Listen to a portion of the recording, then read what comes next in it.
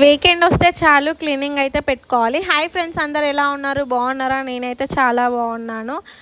And weekend వచ్చింది కాబట్టి మేమైతే ఫ్రిడ్జ్ క్లీన్ అయితే పెట్టుకుంటున్నాము. వీకెండ్ ఏంది, మీరు ఇంట్లోనే ఉంటారు కదా అంటే మన వల్ల కాదు ఫ్రిడ్జ్ క్లీన్ చేసుకోవడం.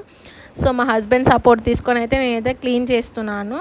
సో ఇలా అన్నీ ఆర్గనైజ్ చేసుకున్నాను. సో మీకు అందరికి ఒక డౌట్ ఉంది కదా, దయానా అమ్ము అక్క, సో ఇన్ఫ్లుయెన్సర్ అక్క ఉంది కదా, నేను తనతో రీల్ చేశాను. తనకు మీకు ఎలా తెలుసు అని చాలా చాలా డిఎమ్స్ అయితే మెసేజెస్ అయితే నాకు వస్తున్నాయి.